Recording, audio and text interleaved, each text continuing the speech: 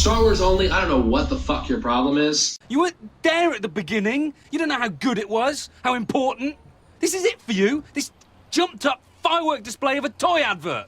People like you make me sick. What's wrong with you?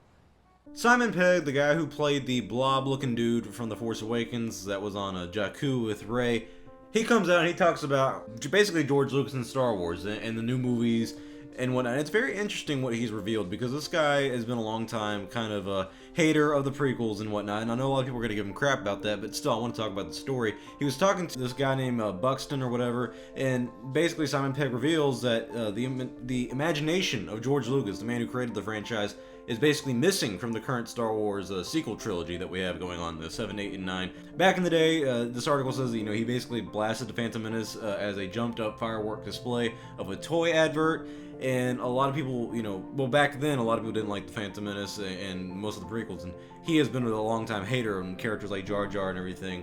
He even says in the podcast, though, he says right here, "I must admit, watching the last Star Wars film," and he's talking about The Last Jedi, "the overriding feeling I got when I came out of this was I miss George Lucas. For all the complaining that I'd done about him in the prequels, there was something amazing about his imagination." And he's right. I mean, he's absolutely right there. In terms of imagination that we have in the sequel trilogy, it feels like a little lacking, and because what they've done with episodes 7, and then you have the Rogue One movie, and as good as those are, and I actually like those films, they're exactly copies of the original trilogy. They go back to the original trilogy. They're trying to capture the magic of the original trilogy. And then you go to episode 8 and Solo was kind of different, but it still kind of capture the magic of the original trilogy by going to that era, about Han Solo, who is from the original trilogy, who's an original trilogy character. And then you have The Last Jedi, though, that spits in the face of the original trilogy and just kind of ruins all that stuff. That's all they've done, is just kind of recycle the old stuff from the original trilogy and ignore the prequels. And don't get me wrong, I'm a guy who's like Simon Pegg. I'm not a fan of the prequels, and I know a lot of people are going to be like, "Oh, well, you're hating on this, you hate the sequels now, but this is all your fault because you hate on the prequels." I'm sorry, no matter what, I have a right to say that the prequels aren't good, because honestly, movie critically standing, they're not that good. You can think Revenge of the Sith is good, but The Phantom Menace and Attack of the Clones just simply aren't good films.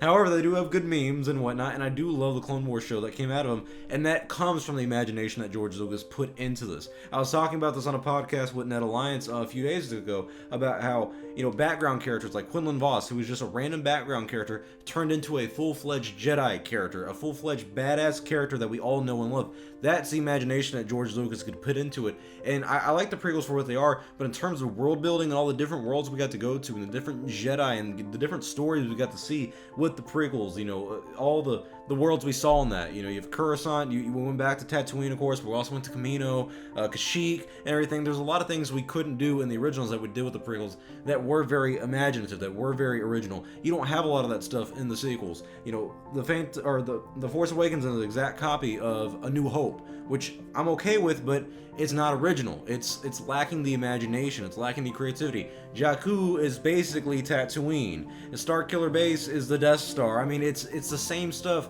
over and over again. The salt planet that they go to in the end of the Last Jedi is Hoth. I mean, it's all the exact same thing. It's the exact same formula, and so it lacks imagination. The stuff is very predictable. If you look at the guys from Red Letter Media, they predicted the entire movie of Solo. Like, go watch their trailer reaction or whatnot. Like, they literally predicted the entire movie of Solo. It is the craziest shit. And they talk about in a podcast, The Half in the Bag, about Solo, they talk about how it was just basically obvious to them because they're very big film critics. But it's stuff like that where, if Solo had more imagination to it, and I love Ron Howard and whatnot, but it lacks the imagination that George Lucas had.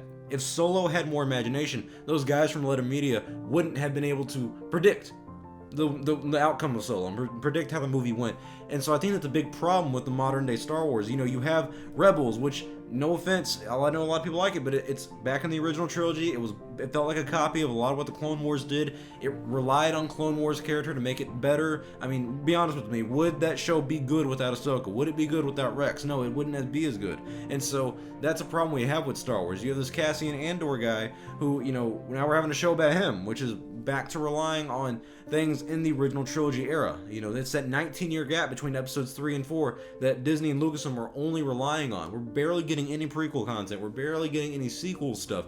There's still a 6 to 7, between episodes 6 and 7, that 30-year gap that we have right there. We still don't know what happened with Luke's Jedi Academy that well. We don't know who the characters are and who the Padawans are. There's all this stuff that they could be covering, but they're not because they lack the imagination. George Lucas let the EU just roam free and wild and make all these great stories, and it was very imaginative. All the games that came out under George Lucas were very imaginative. 1313 looked great. Knights of the Old Republic was a fantastic storytelling game.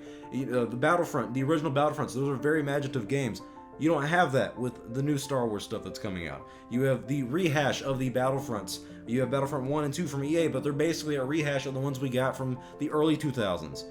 And so that's a big problem that we have with Disney Star Wars and the new Lucasfilm administration of basically it's rehashing everything that we grew up and loved with, but slightly worse and slightly cringier and a little more SJW. And fans don't like that. Tell me your thought. Do you agree with Simon Pegg? I do agree with him. I do agree that lacks the imagination right now. The imagination that George Lucas had from the prequels, you know, it was bold. He pushed the envelope a little too far, in my opinion, with all the CGI, and he focused too much on the editing and stuff like that. He didn't focus on the story.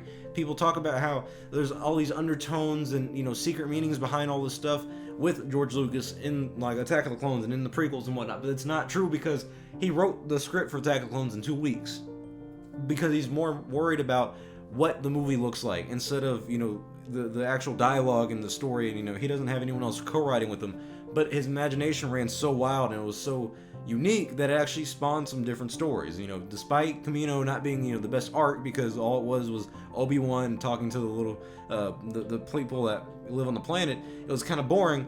You know, the clone arc that you had with Camino in the Clone Wars show, that was amazing, and it was one of the best parts of the show. And so that's how George Lucas can impact the Star Wars franchise with those stories. They might not be a hit in terms of what he thinks of and what he creates, but what people can spawn out from it, like Dave Filoni did with the Clone Wars show. He spawned that out of the George Lucas prequels, and as much as I'm not a big fan of the prequels, I would take that every day if it got me a show like the Clone Wars. So that's just my personal opinion. But I don't know, you guys tell me, do you agree with Simon Pegg? Do you agree that the imagination in Star Wars isn't there anymore without George Lucas? Or do you think that, you know, it's not that bad, that there's still some stuff that's coming out? Like I said, I think 2019 is going to be a great year, but that's because they're bringing in new people. You got Jon Favreau writing the Mandalorian show and different directors. I feel like that's more imagination going into it, and it's a different era, so I don't know, we'll see. So tell me your thoughts below. I'm Star Wars Only. Hope you guys enjoyed this video. I'll see y'all next time, and may the Force be with you always.